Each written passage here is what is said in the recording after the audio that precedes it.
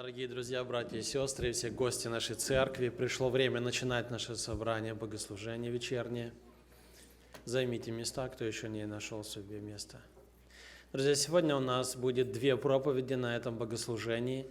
Первая, как всегда, к молитве будет, а во вторую проповедь у нас гость, брат находится, он американец, доктор Дэвис его зовут, является пастором, евангелистом. Он будет иметь продолжительное слово через переводчика.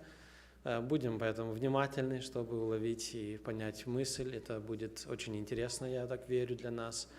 Друзья, но чтобы наше собрание прошло правильно, нам надо призвать имя Господа. Давайте встанем и помолимся.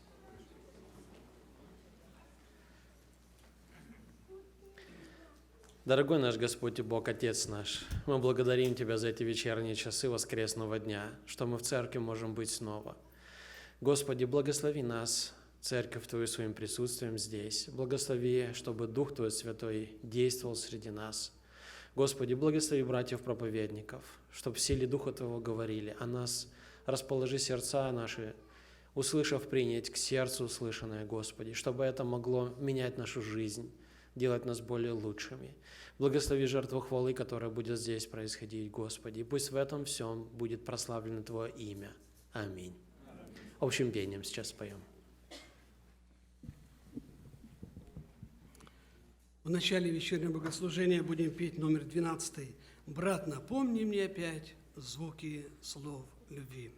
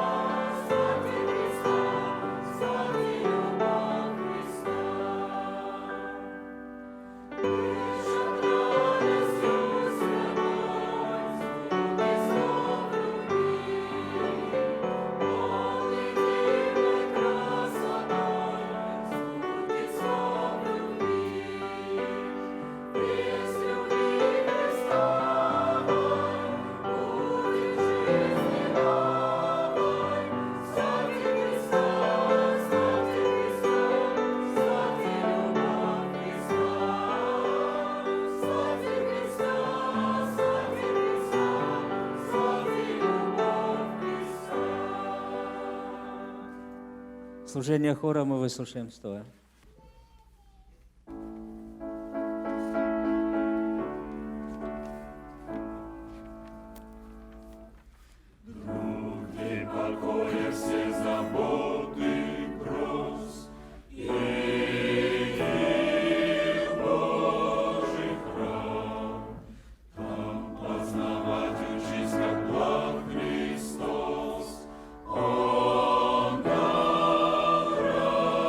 Радостно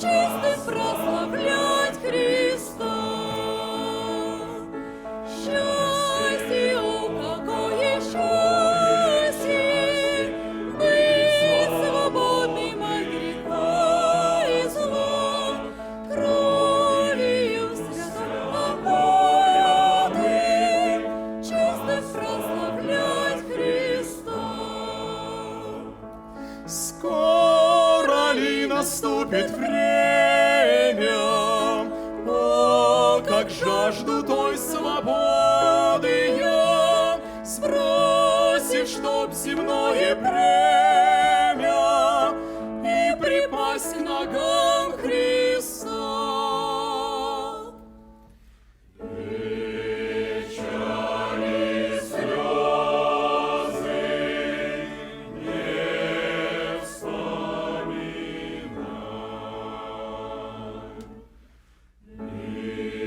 лишь на Иисуса, друг мой, взирай. Мир полный мир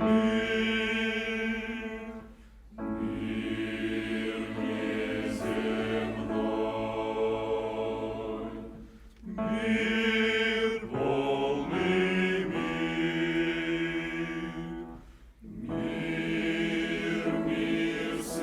полный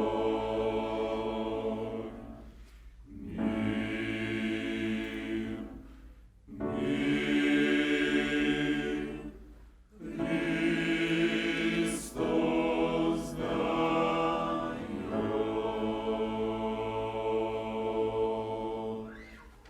Присаживайтесь, братья и сестры.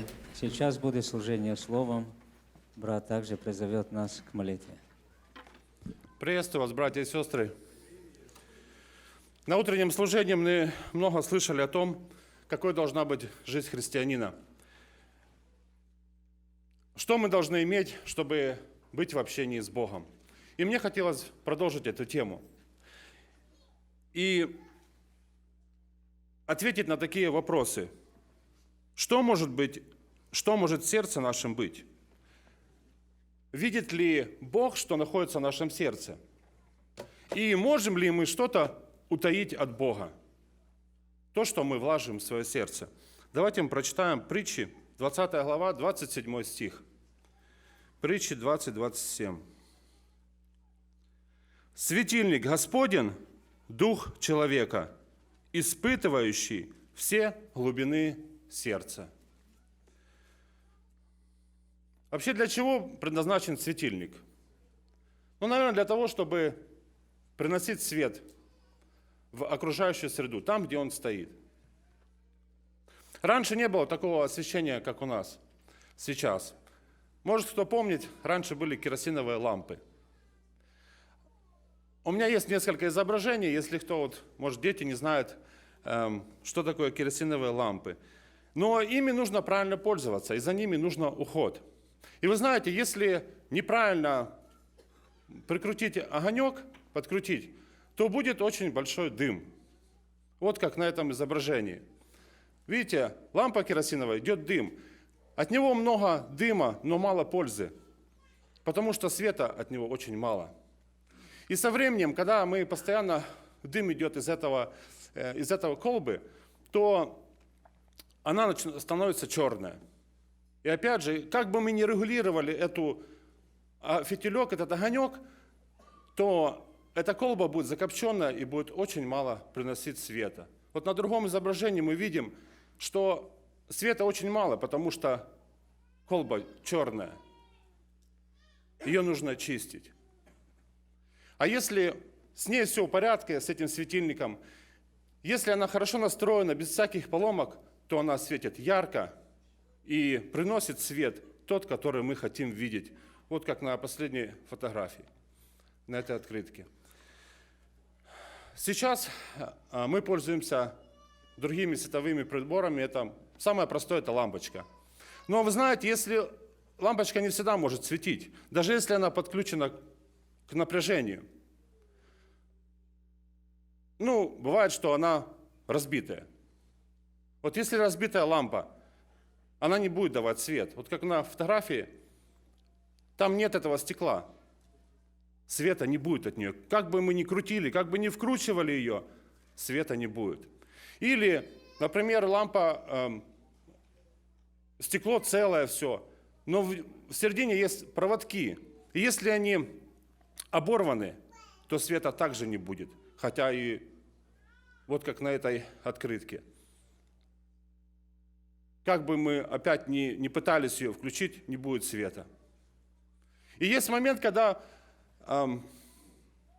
и вроде проводки целые, и стекло целое, а не светит, потому что цоколь, который основание это, оно не имеет контакта с лампой, оторвано.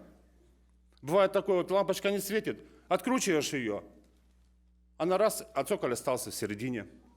Все, и не работает, можно выкинуть, не будет света. Но если лампочка исправлена, она принесет тот желаемый свет, который мы хотим видеть в нашем помещении.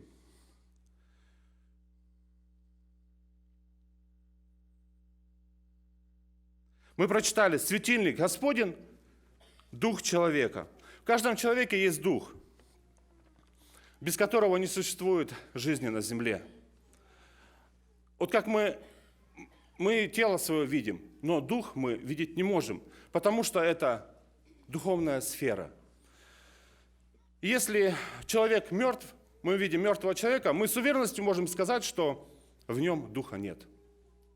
Это человек мертвый, духа в нем нет. И вот как немыслимо без света жизни в любое время, также немыслимо жизни человека без его духа. И мы прекрасно понимаем, что в каждом, кто здесь присутствует, есть дух. Но тогда почему он является светом Господним, светильником Господним? Если это наш дух, живет в нашем теле, почему он светильник Господень? Светильник Господень, дух человека, испытывающий все глубины сердца. И эти слова относятся не только к членам церкви, которые здесь находятся, но и ко всем присутствующим, которые могут отличить добро от зло, которые понимают, что на небе живет Бог, и в то же время Он присутствует здесь, среди нас. Бог сотворил Вселенную в 3 лицах. И все творение, которое существует на земле, совершал Бог и также Дух Святой. То есть посредством Духа Божьего появлялась жизнь. Дух Божий дает жизнь. Так же самое и Дух наш, который живет в нас, Он дает нам жизнь.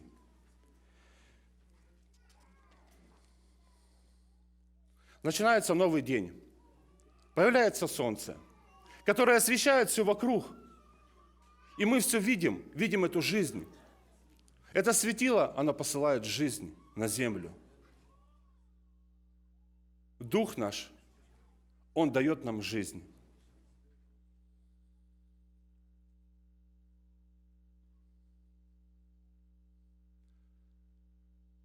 И поэтому Дух наш, Он является светильником Господним.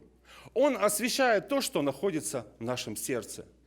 Хорошее это или плохое это, что бы ни находилось в нашем сердце, Он будет освещать. И как бы мы ни пытались это все спрятать, очень глубоко в своем сердце Он все осветит. И Он освещает для того, чтобы Бог все видел, то, что находится в нашем сердце. Поэтому Он является светильником Господним. Вы знаете, наш дух нельзя сравнить с лампочкой, которую мы видели, или с фонариком, которое освещает ограниченное пространство. Наш дух, он освещает полностью все сердце. Все наши сокровенные, потаенные уголки сердца он освещает. Испытывает все глубины сердца. Если мы пытаемся что-то спрятать, не получится.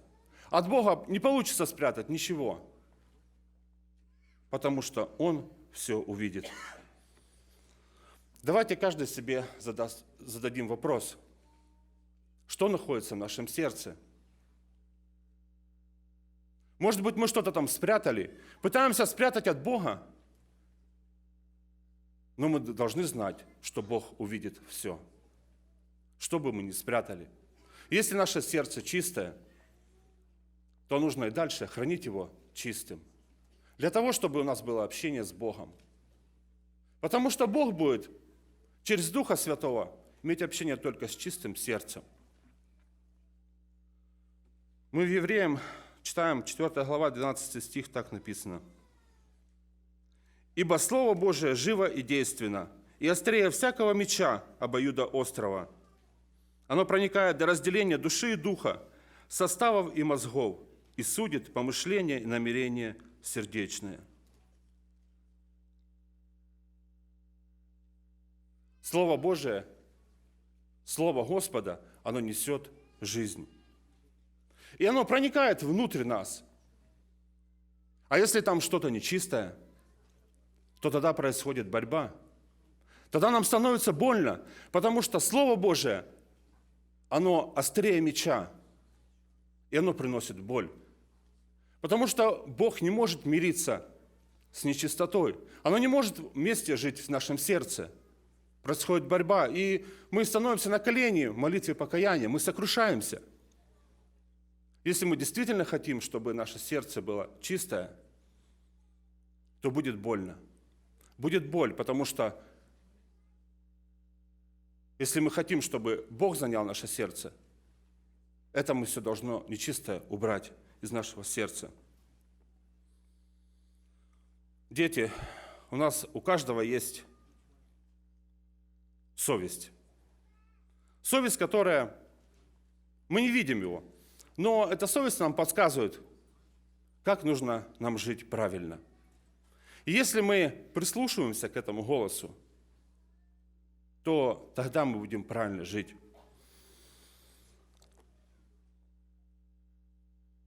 И нужно с самого детства правильно поступать, чтобы наше сердечко всегда было чистое.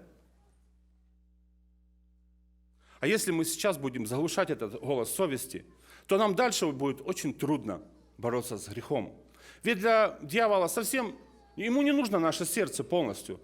Ему совсем чуть-чуть надо. Совсем маленький, скромный уголочек нашего сердца. Но потом он попросит еще больше. И еще больше. И если мы будем вначале уступать ему, то он тогда овладеет всем нашим сердцем. И тогда будет очень трудно нам освободиться от греха. Да, конечно, можно будет. Господь, возможно, даст силы, но это борьба будет. А зачем делать нам больно? Зачем Иисусу Христу больно делать? Если мы можем свое сердце постоянно оставать чистым, чтобы оно чистым было пред Богом. Уже с раннего детства. А это значит, мы должны всегда желание читать Слово Божие, молиться, быть послушным старшим из такого малого. Если мы в этом тренируемся, то наше сердце будет чистым. И дальше нам будет легче служить Господу. Дальше нам будет легче оставлять сердце свое чистым. Пусть нам в этом Бог поможет. Вы знаете, если человек примет сразу яд, он сразу убьет человека. Если большую дозу. Если понемножку, совсем понемножку, по капельку каждый раз, он привыкает к этому. И этот яд ему впоследствии не принесет никакого вреда. Так же само и грех. Если мы по чуть-чуть его будем принимать, мы не заметим, как наше сердце овладеет грехом. И тогда будет очень трудно от него избавиться, от этого греха. Пусть нам Бог поможет, чтобы мы всегда помнили, что Иисус Христос, что Господь видит наше сердце. Посредством нашего Духа, который освещает наше сердце, Он видит все тайные наши уголки. У нас сейчас есть время для того, чтобы помолиться. Давайте мы проверим свои сердца, чисто ли оно. Возможно, что-то греховное, что-то нечистое там есть. Нужно освобождать.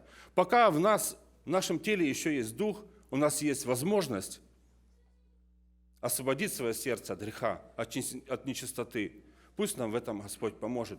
Давайте мы склоним колени, будем молиться Ему. Аминь. Господь, благодарим Тебя за то, что мы можем склониться перед Тобой, за Слово Твое, которое работает в наших сердцах. Прежде всего, Ты мне говоришь, Господь, чтобы я проверял сердце свое.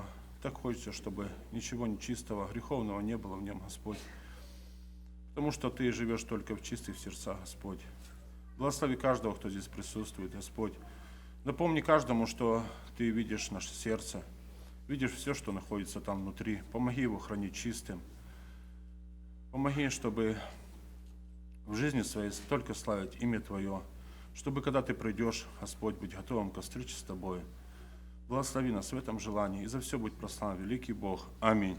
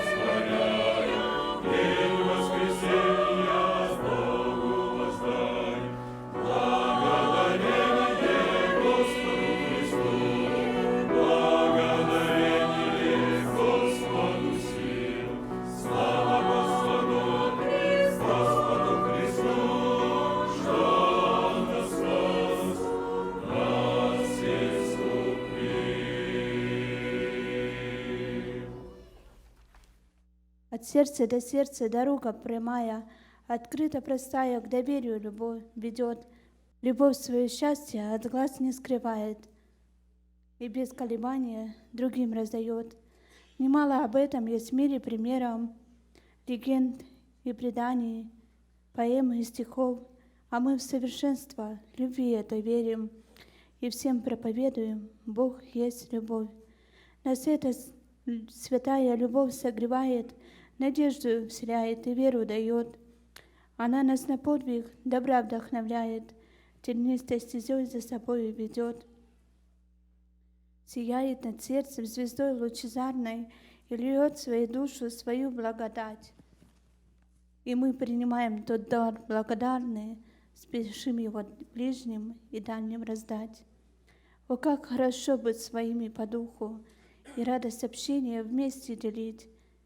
К Иисусу придите, поверьте, как другу, и Он вас научит, как жить и любить. Аминь.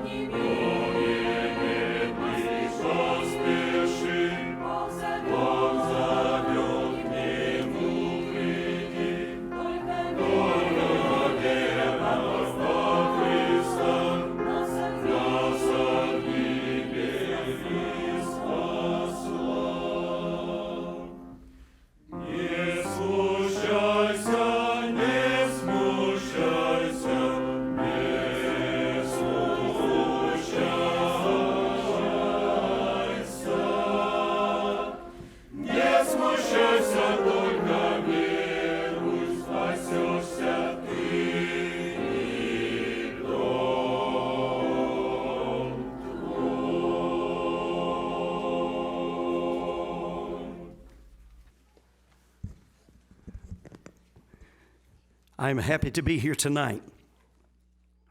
Я очень рад быть здесь вечером с вами. My name is S.M. Davis, and I was a pastor in Illinois for 36 years. Меня зовут Дэвис, я был 30 лет пастором в штате Иллинойс. We have a ministry called Solve Family Problems. У нас служение, которым я занимаюсь, называется «Решать семейные проблемы». And we deal with all sorts of family issues, including parenting and marriage. Мы сталкиваемся с разными проблемами, и особенно связано с воспитанием детей и отношениями в семье. I need you to pray for Bogdan tonight. Я бы хотел, чтобы вы сегодня John. помолились за Джана. Sorry. Bogdan here. Pray for John tonight. Молитесь сегодня за Джана. It is very difficult to translate me. Меня очень трудно переводить. Can I get my pictures put up here, Marcel? There we go. All right. A pastor friend told me about a missionary friend his church supported. Однажды мой друг-пастырь сказал, что они поддерживали одну церковь в миссионерском служении. He noticed that the missionaries seemed to be gone from the field and back here in the United И он States a заметил, lot. что этот миссионер некоторое время отсутствовал на поле служения, и он находился в Штатах по какой-то причине. When he contacted the missionaries supporting church, he found out the missionary had recently been arrested here in the United States. Когда он начал расследовать, что произошло, и посмотрел документ, оказывается, тот миссионер был в Штатах, и в это время его арестовали. The missionary had been out to eat at a restaurant. Этот миссионер вышел в ресторан, чтобы покушать. And he publicly attacked his son with some cruel, angry words. И публично перед всеми он говорил слова, очень такие оскорбляющие слова своему сыну. Two ladies who were sitting 2 tables over moved to the other side of the restaurant. Две женщины, которые рядом сидели, они встали и пересели на другую сторону ресторана. About a minute later, one of the ladies came over to the missionary's table and said to him, "Sir, you must respect that child." Через несколько минут одна из женщин подошла и говорит: дорогой мужчина, вы должны уважать вашего ребенка. The missionary then asked her what she said. Миссионер спросил, что вы имеете в виду, что вы сказали? And again she said, "You must respect that И она child." говорит: вы должны уважать этого ребенка. With that, the missionary with an angry voice said, "Get out И of here." этим миссионер ей сказал: иди отсюда, очень злобным голосом. And a second time he said, "Get out of here." And a third time he said, Он ей "Get сказал out of второй here." раз: иди отсюда, и третий раз: иди отсюда, очень злобным голосом сказал этой женщине, этот миссионер. She left and went back to her seat. Она ушла и села на свое место. When the missionary and his family got up to leave, she approached him again. Когда миссионер уже покушал и со своей семьей хотел уже уходить с ресторана, она подошла к нему еще раз. She said, "I'm calling the police." И говорит: я буду звонить сейчас в полицию. I'm reading now from the letter the missionary wrote. Я сейчас буду читать из письма, где то, что миссионер писал. He said, "Go ahead and call the police and I will wait." И в этом письме он пишет, говорит: иди, звони полицейским, я буду ждать. When the police investigated, the officer informed the man that he had disturbed the peace and he arrested the preacher. И получилось так, что полицейские приехали и в конечном итоге арестовали его, потому что он нарушил покой в публике. When the case went to trial, the missionary pleaded guilty to a disorderly conduct charge. Когда это дело пришло в суд и проходил судебную процессию, то таким образом этот миссионер сказал, что он виновен, то, что он нарушил публичный покой. He felt he was not guilty, but he wanted to put the whole issue behind him. Он чувствовал, что он не виновен, но он сказал, что он виновен для того, чтобы быстрее закрыть это дело. The problem had consumed 3 months of his life. Эта проблема заняла его 3 месяца его жизни. When the mission board responsible for the man found out what happened, they asked the missionary to resign. Когда совет миссионерского служения, то есть той организации, узнали, что произошло, они попросили его, чтобы он перестал быть миссионером, написал письмо, чтобы перестать быть миссионером. But they left the decision to the sending church's pastor. Но решение они оставили пастору в той церкви, от которой он вышел, чтобы та церковь или тот пастор, они решили его судьбу. They asked if they could put the missionary in counseling for 6 months and see if they could help him. И этот пастор, эта церковь, из которой он вышел, говорит: можно мы поставим его в counseling, то есть где можно с ним работать, кто-то поработает, узнает, может, в чем-то проблема.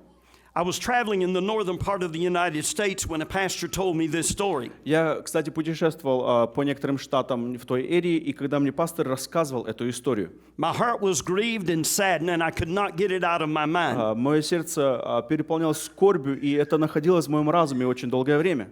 The next day I went to the pastor and talked to him. На следующий день я пошел к этому служителю и говорил с ним. I said, Pastor, this is up to you, but I would like to give you something to help this man. Говорит, пастор, это все зависит от тебя, но я бы хотел, чтобы ты что-то ему дал. I have 10 DVDs that deal with the anger subject, and maybe they would help him if he would watch them. У меня есть 10 DVD, видеокассеты, которые говорят о гневе. Я бы хотел, чтобы ты дал эти учения о гневе этому человеку. The pastor said that is a wonderful idea. I will call him and see if he will accept the DVDs as a gift. Пастор сказал, это очень хорошая идея. Я позвоню и спрошу, если он захочет взять эти DVD, чтобы послушать о гневе. So I prayed, and I will share more of that story later. Я молился, но больше об этой истории расскажу чуть позже. A godly lady in our church in Illinois with a lot of children asked me a wise question. Однажды верующая женщина, имея много детей, спросила меня очень мудрый вопрос. She said, Pastor Davis, I've noticed that you often bring up the issue of anger when you speak. Она спросила, пастор Дэвис, ты очень часто поднимаешь тему о гневе, когда ты говоришь проповедь. I want to ask you, what do you do when something bad happens that you have not planned for? Я бы хотел спросить вас, что вы делаете, когда происходит что-то плохое, когда вы не планировали этого плохого? What do you do with the initial feeling of anger? Что вы делаете с начальным чувством гнева, который у вас находится? I believe the text I'm going to share with you tonight gives the answer to her question. Текст, который я буду читать, это будет ответом той женщины, которая спросила вопрос. Notice that Ephesians 4:26 and 27 has 4 distinct steps downward into defeat. Ефесянам 4 глава, 26-27 стихи, здесь находятся 4 ступени о гневе. It says, Be ye angry and sin not, let not the sun go down upon your wrath, neither give place to the devil. Написано, не гневайтесь, не согрешайте, солнце да не зайдет во гневе вашем, и не давайте места дьяволу. There are 4 steps here, and the first step is stirring. Здесь 4 ступени, и мы посмотрим на эти 4 ступени, как они идут вниз. The second step is sinning, the third step is settling, the fourth step is signing over. Мы видим, первое – это гнев, второе – это грех, третье – не давайте гневу вашим, и четвертое – не давайте места дьяволу. Now notice that it says, Be ye angry. Здесь написано «гневаясь». It means be ye angered. It is describing a stirring that happens inside your soul. Что обозначает гневаясь? Это действие, которое имеет внутреннее возмущение, происходит в вашей душе, в вашем духе. It doesn't mean that you're acting, it means that you're being acted upon. Это не говорит, что есть действие, но это внутри возмущения происходит, но действие еще не совершилось. It is saying that there are coming unexpected bad things that you have not planned for. И здесь говорится о том, что здесь что-то может произойти, которое вы не планировали. Оно происходит, это возмущение в вас. These things will stir in you the emotion of anger. Эти возмущения, эмоции будут поднимать больше и больше. This is not a sin. Но это не грех, это чувство возмущения, гнева. Оно это чувство, это еще не грех. This is God's signal for you to let the Holy Spirit lead you so that you respond with kindness instead of sinning by getting angry. Это Божий сигнал для вас, что это возмущение вам. Бог предупреждает вас, чтобы вы ответили с добротой вместо того, чтобы ответить с гневом. If you do not heed the caution of the stirring and calm your heart, then you will wind up sinning. Если вы не будете слушать этого предупреждения, которое возмущение происходит в вашем сердце, то вы, конечно же, не услышав это предупреждение или отступив, вы совершите грех. Be angry, and the second phase is and sin not. И второе написано, гневаясь, не согрешайте. The verse right below this says, let no corrupt communication proceed out of your mouth.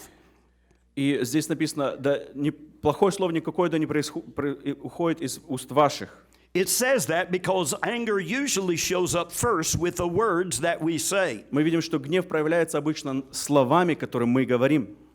Then verse 31 says, let all bitterness and wrath and anger be put away from you.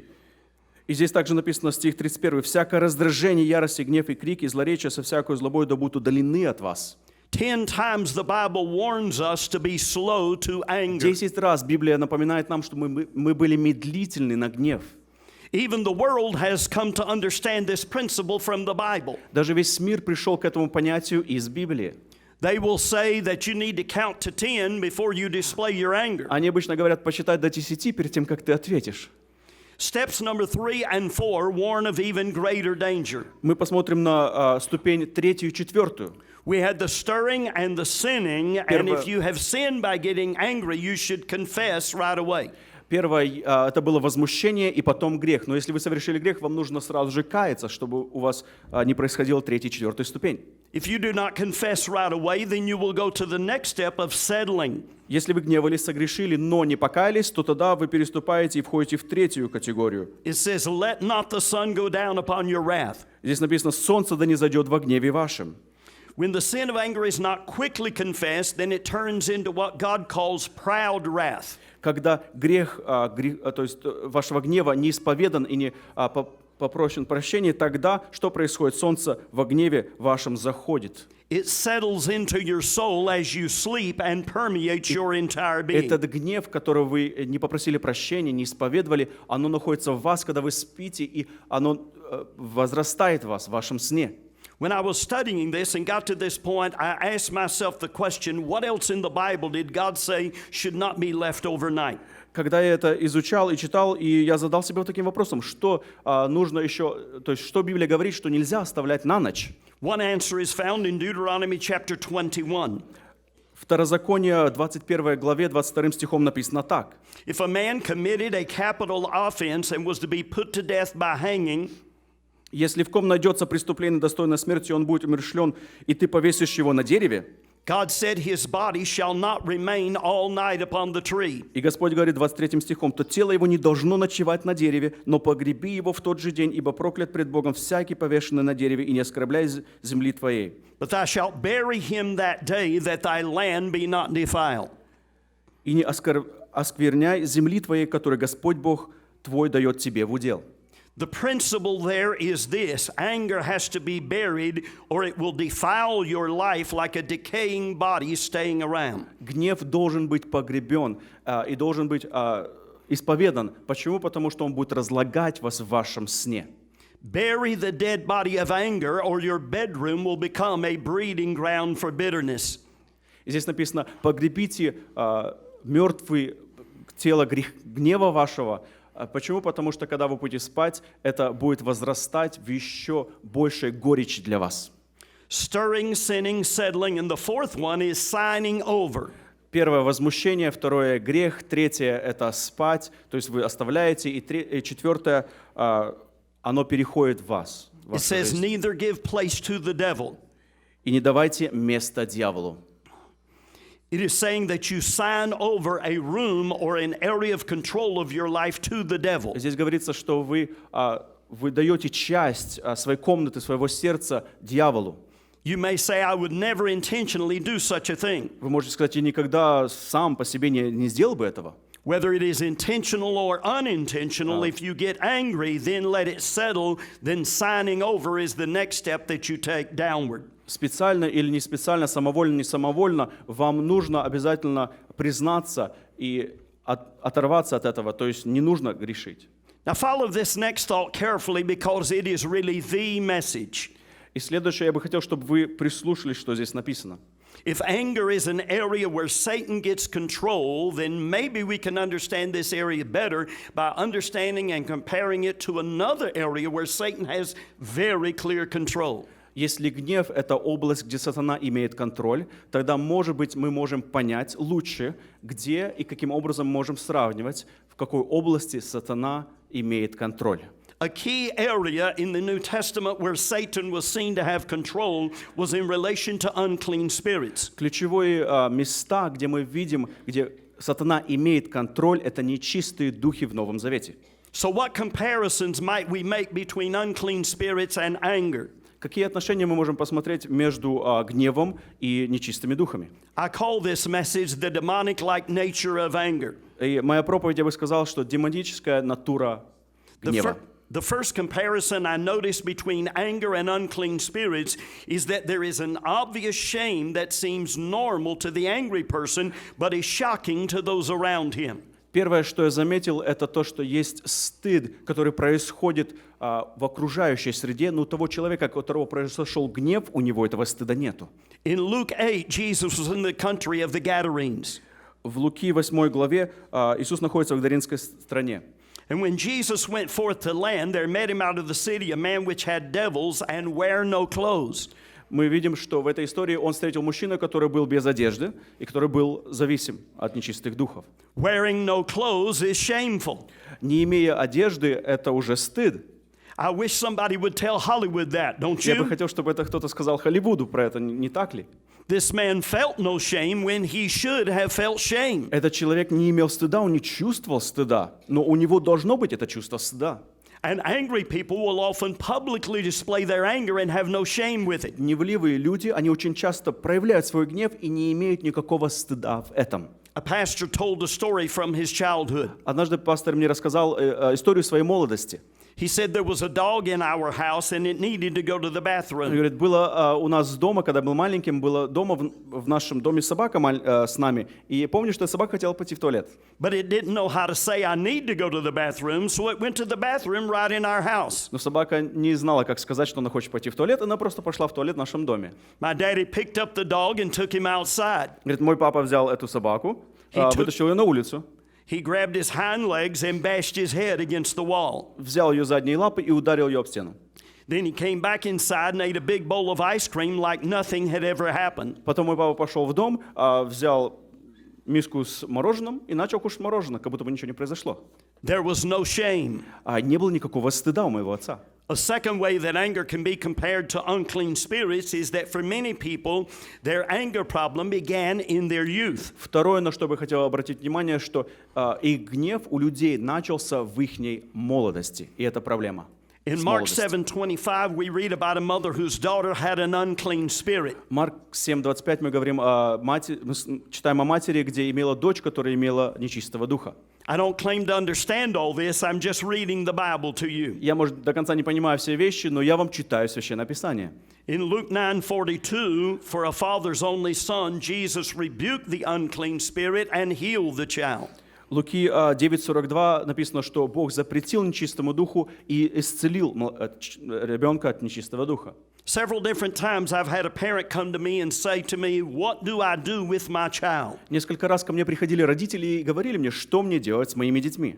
He is always mad about something. Он всегда зол на что-то. Someone bothers his toys or puts food on the table забирает and у него he just игрушки. starts screaming. Кто-то забирает у него какую-то вещь, он просто начинает кричать. For many children, anger is manifesting itself because of their sin nature. И у многих детей гнев проявляется, потому что это греховная натура в человеке.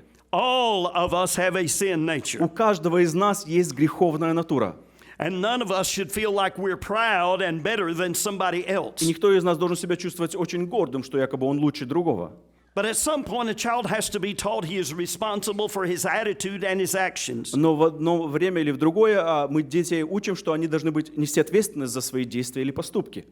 But many children are angry because they have been provoked to wrath by their parents or by somebody else. Но очень многие дети, они начинают нервничать или гневаться, потому что они были подведены этим кем-то другим или же своими родителями.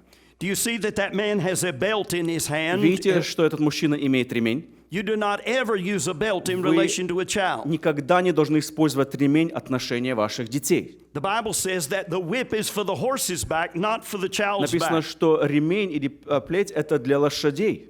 The Bible says the rod and reproof give wisdom to a Но child. Библия говорит, что прут, который такой из дерева, вот этот прут маленький, вот это для ребенка. If you're going to spank your child, you always use a rod. It is a little thin stick. Если вы наказываете ребенка, то вам нужно тоненькую палочку найти. По Библии нужно наказывать тоненькой палочкой. 2 times in the New Testament, parents are commanded to provoke not their children to wrath. 2 раза в Новом Завете мы видим, где написано, чтобы не воздействовать на детей так, чтобы дети гневались. There are many ways that you can provoke your children to wrath. Есть очень много разных моментов и возможностей, которые можно сделать так, чтобы дети на вас негодовали But или nothing гневались. provokes to anger like anger. Но ничто сильно не гневает вашего ребенка или кого-то другого, как гнев. And if you get angry at your child will probably get angry back at you. Если вы гневаетесь, возмущаетесь на вашего ребенка, то ребенок будет гневаться вам взаимно. Then you get more angry to stop the child's anger. Вы начинаете гневаться еще больше, и ребенок еще больше против вас начинает возмущаться. When the child's anger stops, you think you have won. Но когда гнев ребенка успокоился, вы думаете, что вы выиграли вашим гневом. But you have not won, you have lost. Но вы не выиграли, вы проиграли. Because you have provoked the child to wrath, the child internalizes his anger. Вы возбудили в это время вашего ребенка, чтобы у него проявился гнев, и этот гнев в нем осел. It is very easy for him to become bitter at you as his parent.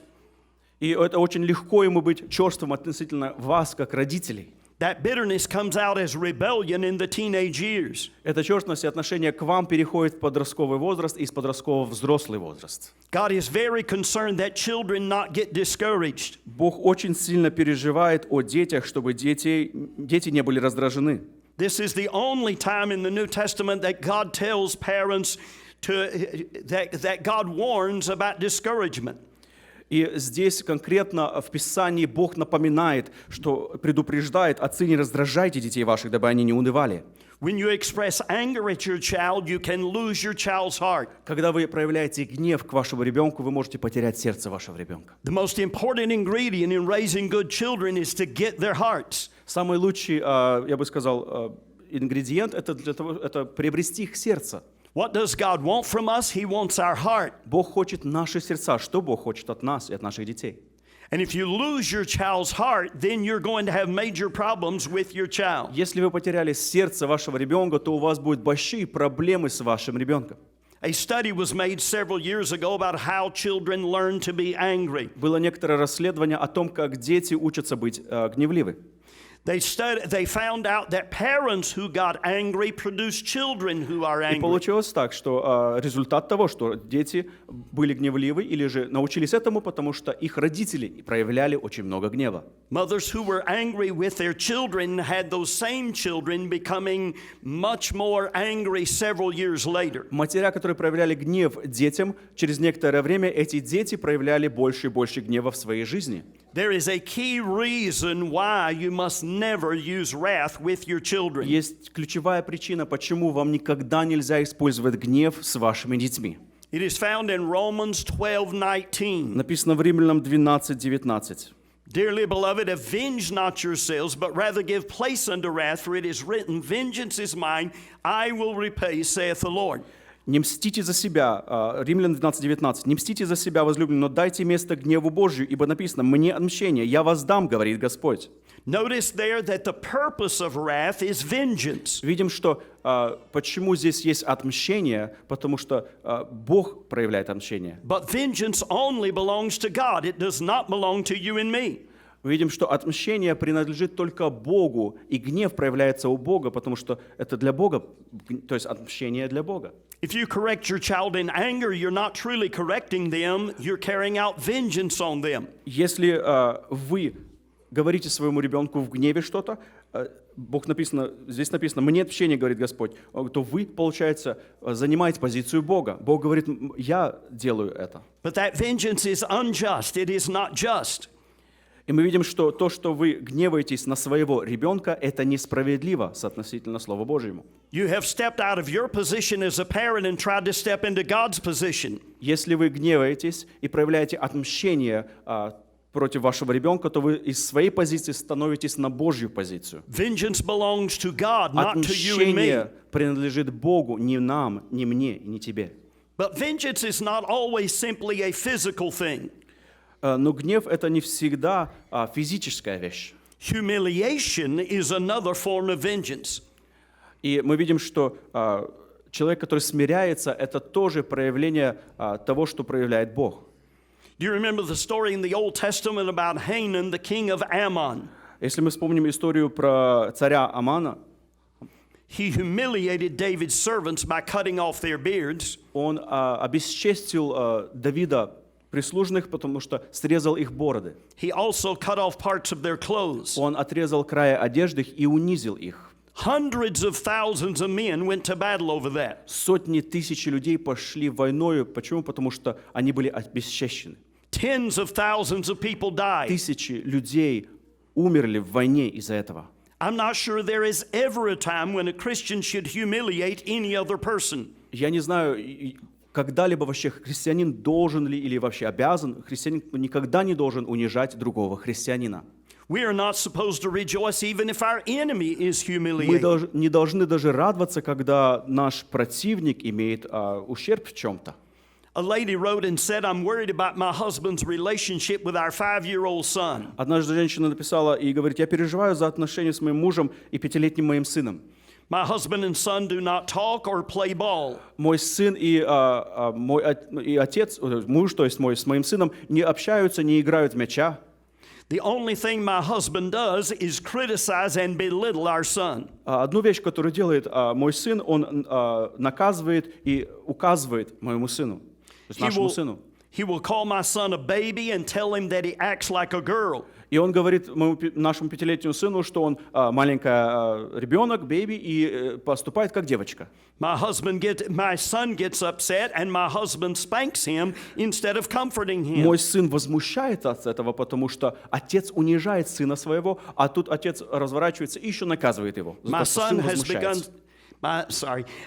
has begun saying he does not love his dad. И в конечном итоге сын пришел ко мне и сказал, что я не люблю своего отца. Is this going to create any problems long term in my son's life? И она спрашивает вопрос: будут ли в будущем проблемы в жизни моего сына?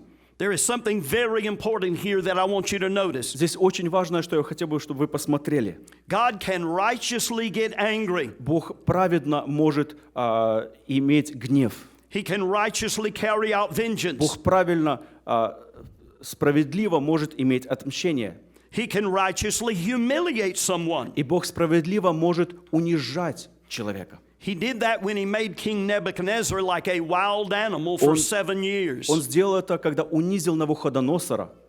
Он справедливо унизил Навуходоносора. He humiliated that great king. Этого великого царя он опустил. Nebuchadnezzar was so proud, talking about how he had built that big city of Babylon.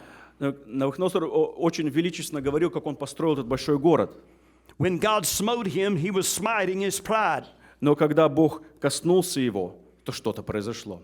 When God humbles a proud man, he often does humiliate him. Когда Бог унижает человека, это происходит и видно всем. So God can righteously get angry. Бог справедливо, по праведности своей может проявлять гнев.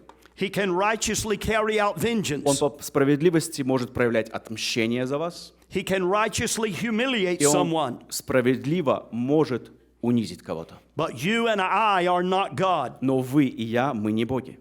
And those three things we need to leave alone. И эти 3 вещи нам нужно оставить: гнев, унижение и отмщение. Anger, vengeance, and humiliation we must leave alone. Эти 3 вещи нам нужно отложить в сторону и отдать Богу.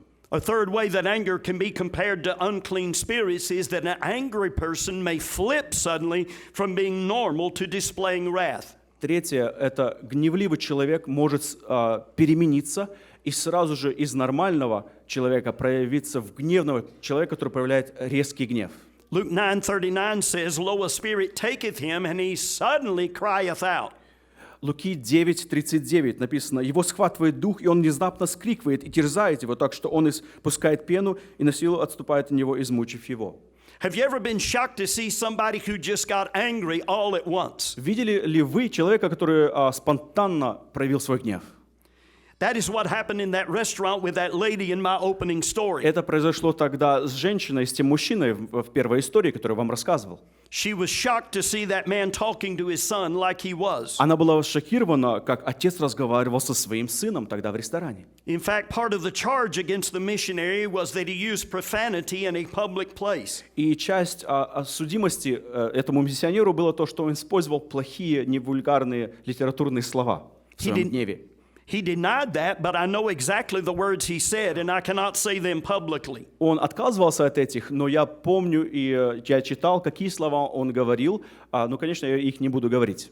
A lady wrote me and said, "I've been under the burden of anger for many years." Однажды женщина мне написала и говорит, что я была под гнетом греха очень многие годы. It is a generational sin that is coming down from my parents and grandparents. И этот груз гнева продолжается и пришел ко мне от родителей, от прародителей, прапрародителей. My husband asked me to change, but I defended myself. Мой муж просил меня изменить этот груз гнева во мне, но я начала защищать себя.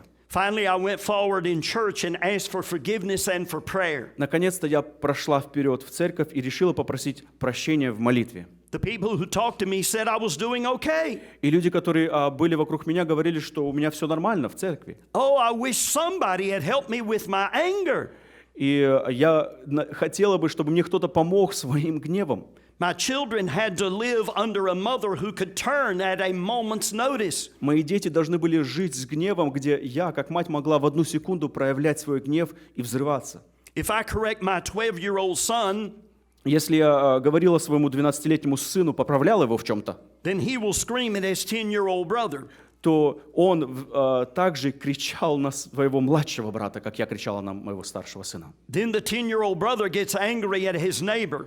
И потом этот 10-летний брат старшего сына моего злится и кричит на своего соседа. A fourth way that anger can be compared to unclean spirits is that loud screaming is common to them both. И четвертое, что связано с гневом, это громкий крик. In Luke 4:33, the unclean spirit cried out with a loud voice. И Луки 4:33 говорится о том, что нечистый дух вскричал громким голосом. In Mark chapter 5, the Gadarene demoniac cried with a loud voice. Марка 5:7 говорит о том, что тоже вскричал человек нечистым духом, но Иисус находился там, запретил. A man who had an anger problem said to me, I used to think I wasn't getting my point across unless I was screaming. Однажды человек, который страдал этой проблемой гнева, сказал мне, что я думал, что меня не понимали, пока я не начинал кричать. И тогда думал, что меня понимали. Have you ever seen anybody like that? Видели ли вы кого-то или такого человека, который думал, что своим криком добивается своего мнения? Angry people don't really communicate with other people. Гневливые люди, они обычно не могут иметь правильное отношение с людьми. The reason for that is because Ephesians says that we are to speak the truth in love. Почему? Потому что в Ефесянам 4:15 говорит, что нам нужно говорить правду с любовью. I want to draw a picture here for you. Я хочу нарисовать вам здесь картину. You are standing outside talking to someone in the middle of a terrible storm. Вы стоите на улице, и на улице шторм, сильный дождь. The rain is pouring and the wind is blowing. Сильный ветер. The lightning is flashing and the thunder is crashing. Сверкает, и гром. Can you carry on a peaceful conversation with this person? Можете ли вы спокойно в этой атмосфере общаться? You cannot, because you are focused on trying to survive the storm. Нет, вы не можете, потому что вы пытаетесь выжить в этой погоде. Angry person, your mate, your children do not hear you. Гневливые люди и гневливых людей обычно дети их не слушают. You can scream louder and louder and they are not going to hear you. Они могут кричать больше, больше, или вы можете кричать больше, больше, но вас не будут слушать, если у вас проявляется в это They время are гнев. focused on trying to survive the storm of your anger. В этот момент они фокусируются, как пережить этот шторм вашего гнева, и они не слушают вас. Have you ever seen a child being screamed at by his parents? Видели ли вы ребенка, когда на него кричал отец или мать? He braces for the wind and the rain. Он сжимался, как от дождя и как от холода во время шторма. He doesn't hear anything the angry father is saying. Он не слышит ни одного слова, когда гневливый отец что-то кричит на своего сына. He is trying to survive the storm. Он просто пытается прожить этот шторм. A fifth way that anger may be compared to unclean spirits is the angry person often damages himself worse than anyone else. И номер 5, это пункт 5, гневливый человек очень часто вредит себе самому больше, чем даже окружающим. Mark 5:5, always night and day the Gadarene demoniac was in the mountains crying and cutting himself with stones. Марка 5:5. Всегда ночью и днем в горах и гробах кричал он и бился о камни. He is like a wild man screaming, running and cutting himself. Он как дикий мужчина, который бегает и режет себя, бьется головой об стены. A pastor from Texas called me and said this.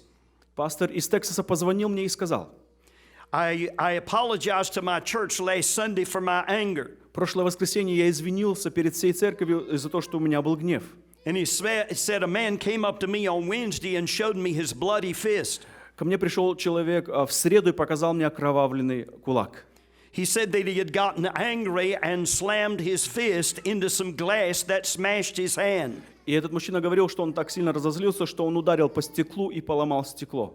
I read another article that told what anger does to the body. Я читал в журнале еще, что делает гнев с нашим телом.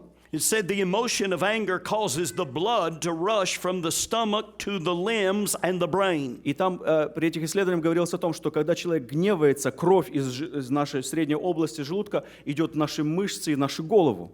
It increases the heartbeat and strains the blood vessels. Во время гнева сердцебиение учащается и мышцы напрягаются. Even the healthiest of people cannot stand this indefinitely. Даже самые здоровые люди не могут пожизненно быть в гневе. Everyone who yields to anger regularly is actually shortening his own life. Все, кто предаются гневу и кто больше предается гневу, они сокращают свою жизнь.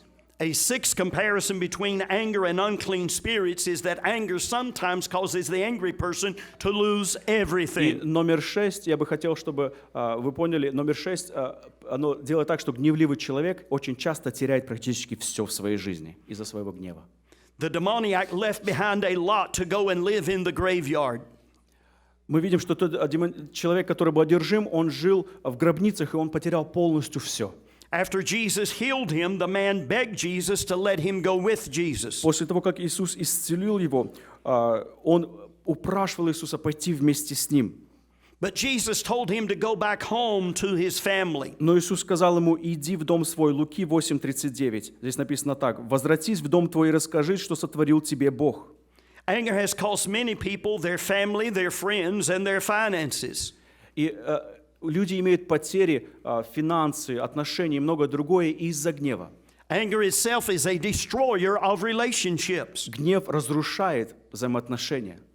That is why if you have a marriage problem and an anger problem, if you do not correct the anger problem, then you cannot correct the marriage problem. Поэтому, если у вас есть семейная проблема и гнев есть еще у вас эта проблема, вам нужно исправить гнев, чтобы исправить семейную проблему.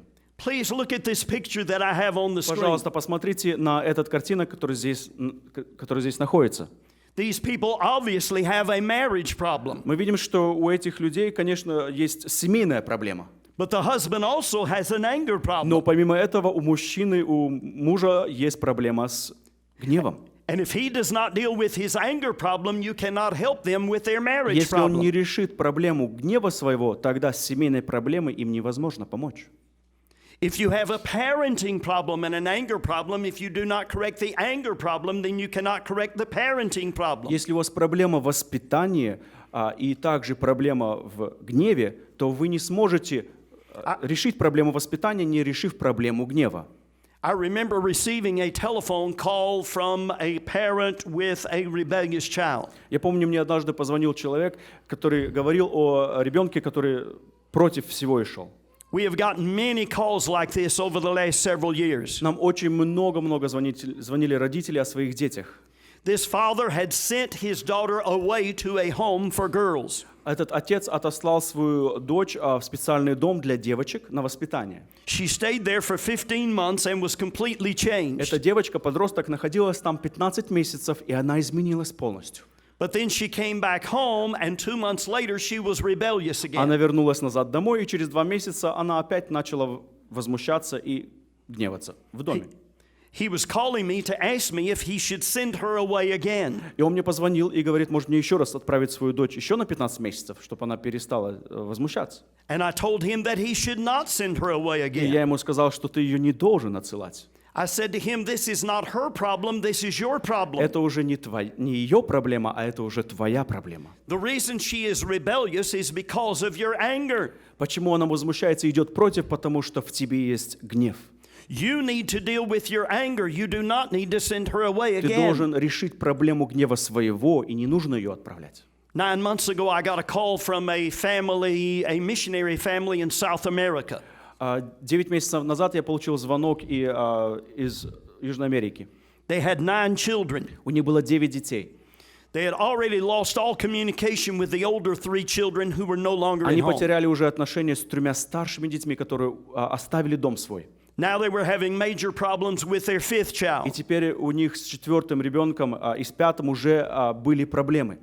They asked me if I could do anything to help them. И они меня просили, что мы можем сделать, чтобы не потерять еще с нашего следующего ребенка. I said to the mother and father over the telephone, I think you both have a problem with anger. И я сказал по телефону родителям, отцу и матери: скорее всего, у вас проблема с гневом. They had never heard that before, and they did not see that they had the problem. Они об этом никогда не слышали, и они сказали, что мы навряд ли это имеем. But they were humble and willing to listen. Но они были смирены, чтобы послушать. They did exactly what we told them to do in order to deal with the anger problem. Они сделали прямо то, что мы им говорили, и тому, что мы учили на основе Слова Божьего. They first dealt with their own anger, and then several weeks later they began to deal with the child. Они вначале решили проблему гнева своего в течение 2-3 недель, как родители, а потом начали работать со своим ребенком. And they called me later and said, "You were right. It was our anger that was creating the problem." И они через некоторое время позвонили и сказали: ты был прав, это наш гнев, который делал эту проблему соотношения с нашим ребенком. They said, "We are so glad we found this out now before we lost all of our И children." говорит, мы настолько рады, что мы это узнали. Почему? Потому что мы боялись, что мы потеряем всех наших детей. There is a seventh comparison between anger and unclean spirits. Пункт 7, который сравнивает нечистых духов и гнев. The angry person loses control of himself and becomes controlled by his anger. Гневливый человек теряет контроль над собой и становится контролируемым своим гневом. The demon-possessed people of the Bible were under the control of the demon. Мы видим, что те, которые были люди одержимы, они были под контролем определенного духа. The demon would use the man's mouth to speak. Дух использовал рот, чтобы говорить человека. The demon would give the man supernatural power to break the chains put on him. Этот демон давал сильные силы этому человеку, чтобы разрывать цепи. Now someone made this statement years ago, "My anger is a ferocious wild beast I have never been able to conquer." Однажды кто-то сказал, что мой гнев — это как зверь, которого я не могу Anyone who will can stop the anger while it is just in the stirring stage. У кого есть сила воли, у кого вообще есть воля, вы можете остановить этот гнев в начальной стадии его. Once you yield to anger, you will no longer control it, it will control you. Но когда вы поддались гневу, тогда уже вы не сможете контролировать гнев. Гнев будет контролировать вас. Now here is a major difference between the anger of man and the anger of God. И здесь очень большая разница между гневом Божьим и гневом человека. I studied every verse in the Bible that had anything to do with anger. Я изучал каждый текст из Библии, чтобы понять, что значит гнев относительно Бога и человека. And then I went back wondering how much of that anger was God's anger. И потом я начал размышлять, сколько из этого всего все-таки же есть Божий гнев. I found that 80% of the anger in the Bible was God's anger. Я заметил, что 80% с гневом говорится о Боге, о Божьем гневе. God's anger was always right. И Божий гнев всегда был праведен. Man's anger was always wrong. Но человека гнев всегда был неправеден. In Jeremiah 6:11, God says that he's weary with holding in his fury. Иеремия 6:11. Поэтому я преисполнен яростью Господню, не могу держать ее в себе. God can and does hold his anger and control his anger. Здесь написано, что Иеремия не может держать, но Бог может держать гнев в себе. The Holy Spirit will give you control of getting angry. Once you get angry, you lose control. Дух Святой помогает вам сдерживать свой гнев, но как только вы поддались этому гневу, то вы потеряли контроль. Some people hurt and kill other people. Некоторые вредят и убивают других людей. But everybody who gets angry sins. Но все, кто гневаются, грешат. Anger in people is always a negative thing. Anger in God is never a negative thing. Gniew w ludziach всегда это в негативную сторону. Гнев у Бога это всегда в позитивную сторону. Some people say, but didn't Jesus use anger? И некоторые говорят, Иисус использовал гнев, не правда ли? The only time in the entire Bible that we are clearly told Jesus used anger was in Mark chapter 3 verse 5. Только один раз мы видим, где Иисус использовал гнев, только один раз в Библии. Это Марка 3:5. Some people say, but didn't Jesus get angry when he cleansed the temple? Некоторые говорят, может быть, Иисус гневался, когда он очищал храм. I don't know and you don't know either. Я не знаю, вы не знаете, там так не написано. The Bible does not tell us. Библия об этом не говорит, что он там гневался. But in Mark 3, the Pharisees could see that Jesus was about to heal a man with a withered hand. Но в Марка 3:5 мы видим, что фарисеи, они возмущались, что Иисус хотел сделать. Смотрите, здесь написано, «И воззрев на них с гневом, скорбя от ожесточения сердец их». It is interesting the complete control that Jesus had of his anger. Мы видим, что Иисус имел полный контроль над своим гневом. He did nothing with his anger at all. It is simply stated that it was there. Он практически ничего не делал со своим гневом. Здесь просто написано, что у него он был, но он ничего с ним не делал. The verse says simply that Jesus looked around about on them with anger. Смотрите, здесь написано, он смотрел на них, воззрев на них с гневом, скорбя. Обозначение просто смотрел, и все. The Greek word there is orge, and it is used 36 times in the New Testament. Слово «оргия» из греческого использовано больше 30 раз в Писании. But it is never used in relation to any other person in the Bible but Jesus himself. Но что интересно, это слово никогда не используется к другому какому-то человеку, как только к Иисусу Христу.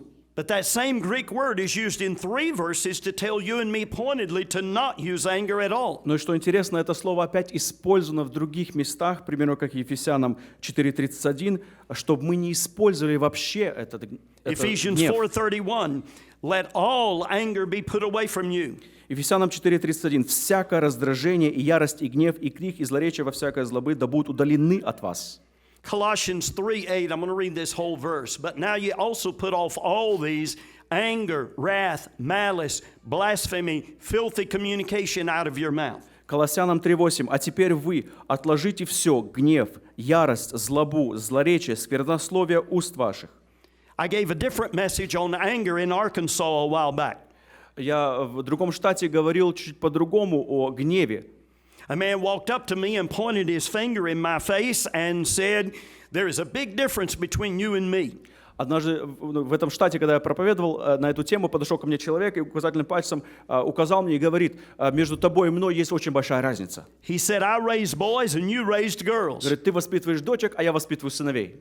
He said, you have to use anger to raise boys. Вот у тебя дочери, а у меня сыновья, а ты должен использовать гнев, особенно когда у тебя сыновья. He said, if you don't use a little bit of anger, it won't work. You can't do it. Если ты не будешь использовать хотя бы чуть-чуть гнева, никогда не получится воспитать сыновей своих. My answer to him is what this verse says. И ответ ему был то, что здесь написано в Колоссянам 3:8. And ask yourself when you look at this verse, would a little bit of blasphemy be all right?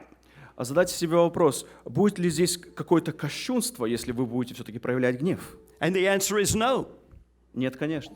And would a little bit of filthy communication be all right? То есть будет ли, может быть, сквернословие чуть-чуть нормально? And the answer is no. Нет. Would a little bit of anger be all right? Может быть, чуть-чуть злобы будет нормально? And the Нет, answer is конечно. no. James 1:20 says, for the wrath of man worketh not the righteousness of God. И написано в Иакова 1:2, что гнев Божий не творит правды Божьей. Now, I don't claim to fully understand what I just shared with you, Я, может быть, до конца в 100% не понимаю, что здесь написано, but the simple truth is Jesus could handle anger and you and I cannot. We better leave it alone. но простая истина в том, что Бог может работать с гневом своим, но мы не можем, поэтому нам нужно даже не идти в эту сторону. The eighth comparison between anger and unclean spirits is that many times the angry person doesn't see his problem, so he doesn't see the need for help. И пункт номер 8, когда мы смотрим соотношение демонической силы и гнева, очень часто гневливый человек не замечает проблемы и не видит, что эта проблема нуждается в помощи у него в жизни. The Gadarene demoniac needed help. Мы видим, что этот человек, даринский человек, ему нужна была эта помощь.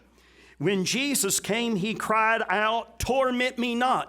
Когда Иисус пришел, он говорит, не мучай меня. He was saying, leave me alone, Jesus, do not help me. И, получается, эти духи говорили, оставь меня, не помогай мне. Unclean spirits are stubborn. Нечистые духи, они очень противны. And angry people are often stubborn people who do not want help. И что интересно, гневливые люди, которые проявляют гнев, они не хотят помощи, они тоже противятся. They will not admit they have a problem with anger. И они не признаются в том, что у них есть проблема с гневом. If you do not admit you have the problem, you cannot be helped. Если вы не признаете свою проблему, то вам невозможно помочь. I remember a telephone call that I was on with a father and a mother. Я помню, разговаривал на телефоне с отцом и с матерью. I said to the father who was having problems with a child, do you have an anger problem? И я говорил отцу, есть ли у тебя проблема с гневом? His wife spoke up and said, maybe just a little И жена problem. сказала, что, наверное, у моего мужа есть чуть-чуть с гневом проблемы. And he screamed at her over the phone and said, I do not have a problem А with он anger. накричал и сказал, нет у меня с гневом проблемы. But he did have a problem No. with anger. Ну, у него сразу же проявился гнев в его крике, и у него была проблема с Another гневом. man got mad. Another man got mad and beat on the table and said, I'm not mad, I'm not mad, I'm not mad. Однажды человек говорил и кричал, что я не зол, я не зол, я не зол, я не гневню, то есть я не являюсь таким, а сам проявлял это. But he was mad. Но он был зол. Now, you remember the story about the missionary that I began with. Помните историю, которую я начинал в самом начале? And he had spent 3 months there and pleaded И guilty. он был 3 месяца здесь в Штатах и сказал в суде, что он виновен. The mission board was ready to let him go. И совет миссионерский готов был уже его отпустить. And the pastor said, let me counsel him. И пастор говорит, дайте мне время, может, я с ним поговорю, беседы проведу. And I said to the pastor, I'll give you a full set of my anger DVDs if you would like to give them to him. Я сказал этому пастору, я готов дать DVD относительно гнева, если ты ему передашь, спроси, хочет ли он. Lots of people have gotten victory of their anger by watching one of my anger DVDs every week. Многие люди получили победу в гневе своем, потому что смотрели DVD, то есть эти лекции, проповеди, которые я говорю, каждую неделю. The anger messages are full of the Word of God, and when they watch them, the water of the Word of God washes the anger out of their life. Проповедь о гневе, которая здесь на DVD, она наполнена Словом Божьим, и это Слово Божье очищает и открывает ваши глаза, как правильно поступать и действовать. So I contacted the pastor and I said, did you send the anger messages to that man? Через некоторое время я позвонил этому пастору и спросил, послали ли вы DVD, которое я вам дал, этому человеку, этому миссионеру.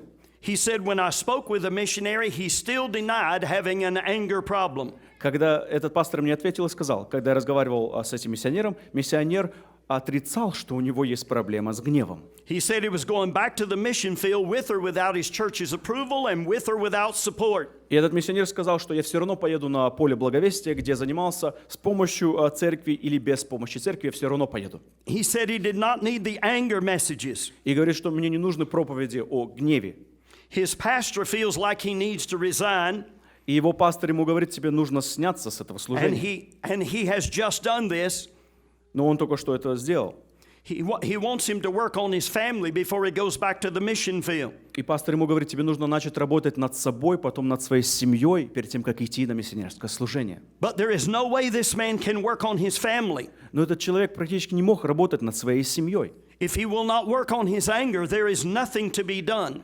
Если он не готов работать над своим гневом, то практически нет ничего возможного, чтобы он мог бы сделать со своей семьей. If you do not deal with an anger problem, then you cannot solve any other problems. Если ты не будешь решать проблему гнева своего, то другие проблемы в своей жизни тебе практически невозможно будет решить. The ninth comparison between anger and unclean spirits is that a man cannot get and keep victory over anger unless he replaces the anger. И пункт номер 9, что мужчина или женщина, то есть человек не может иметь победу, если он не заменит гнев чем-то другим. Jesus told the story about an unclean spirit going out of a man. Иисус нам говорил историю о том, что злой дух вышел из человека, Then the unclean spirit said, I'm going to go back and move back in again. а потом нечистый дух сказал, что он пустой, я пойду опять в него. He found the place completely cleaned out. И он нашел это место этого человека чистым и опять заселился в этого человека. Then he went and gathered 7 other spirits more wicked than himself. И потом он еще пошел и взял еще 7 злейших духов и вселился в этого человека. They entered into the man, and the last state of that man was worse than the first. И как написано, что последующие жизни этого человека было хуже, чем в начальной. You have to clean everything. You have to clean all the anger out. Вы должны очищать полностью, убирать полностью весь гнев из себя.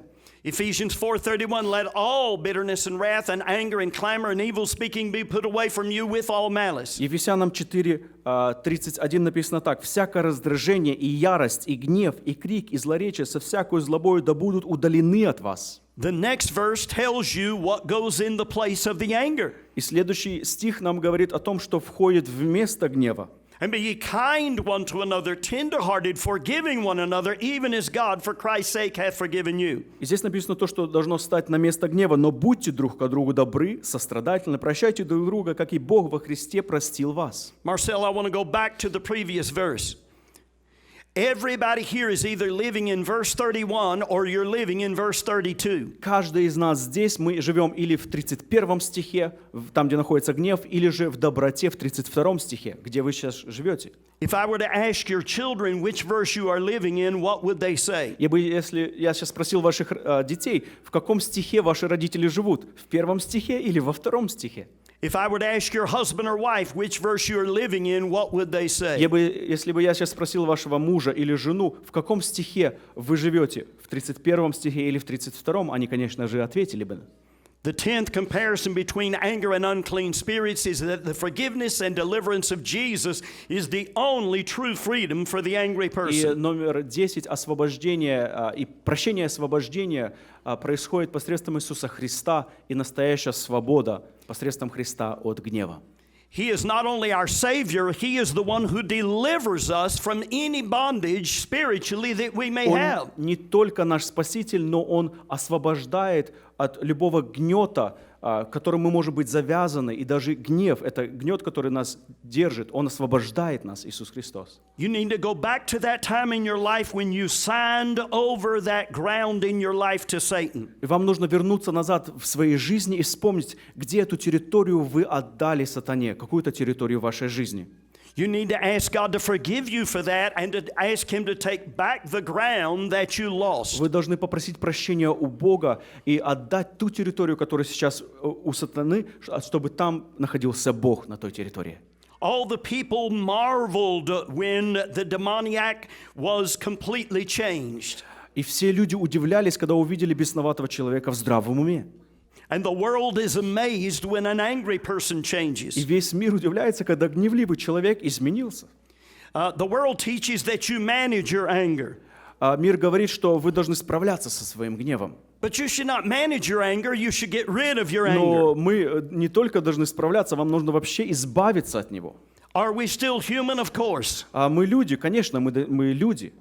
And we could still get angry again. Но иногда у нас проявляется гнев, конечно. But there really is such a thing as getting victory over your anger to where you almost never get angry. Но есть такое, что есть победа, где вы практически никогда не будете иметь гнев.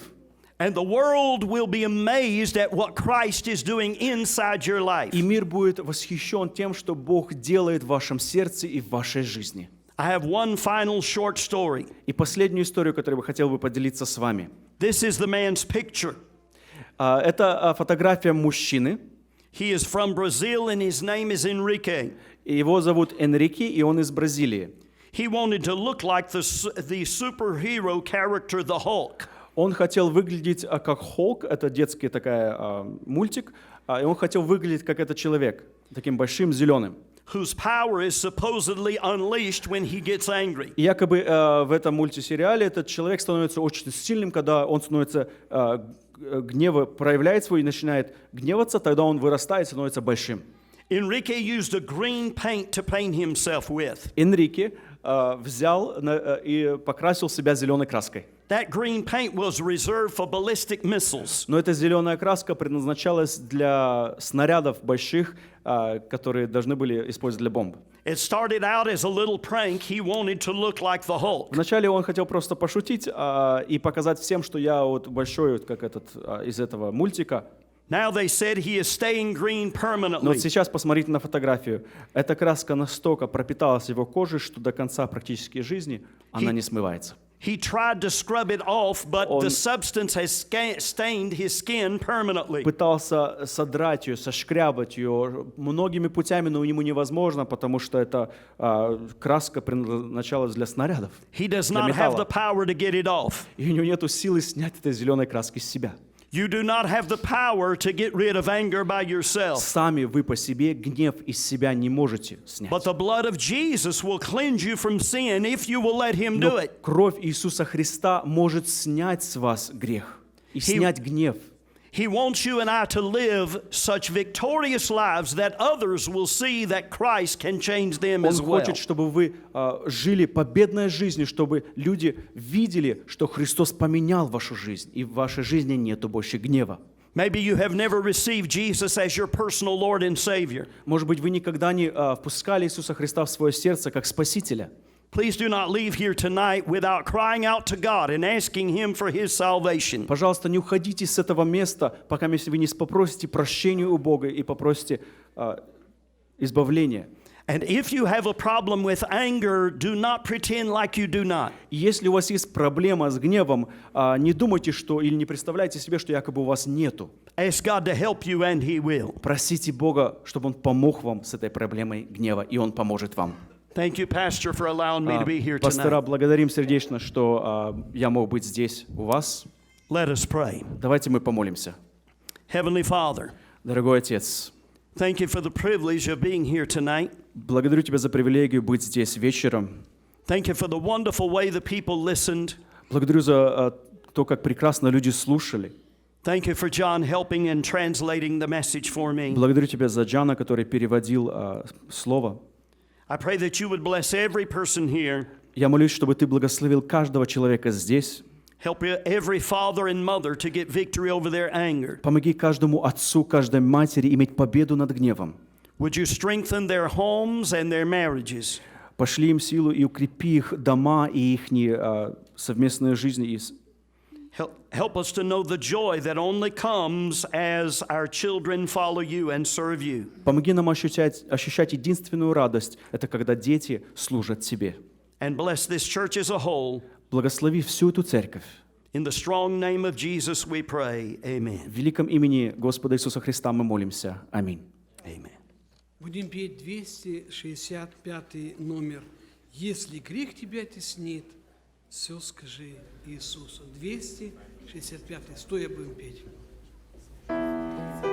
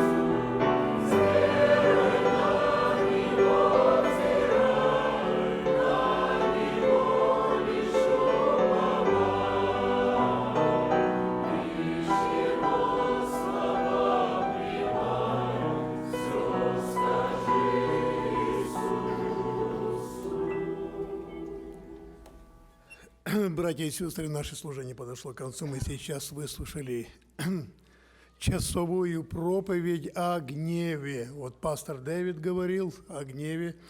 И я хочу, друзья, сказать то, о чем говорит Слово Божие, что гнев человека не творит чего? Правды Божьей. Поэтому мы должны об этом помнить, и тема насущная, касается меня и каждого из нас, потому что мы способны где-то проявлять это недоброе качество, как гнев. Вот. Хотя мы читаем в Слове Божьем, в книге Бытие, «И разгневался Бог». Несколько раз мы читаем подобные слова, но гнев Божий, он был справедливым на всякое зло, нечестие человеков. А в отношении нас мы должны себя, конечно, воспитывать, сдерживать. Пусть Бог нас благословит в этом.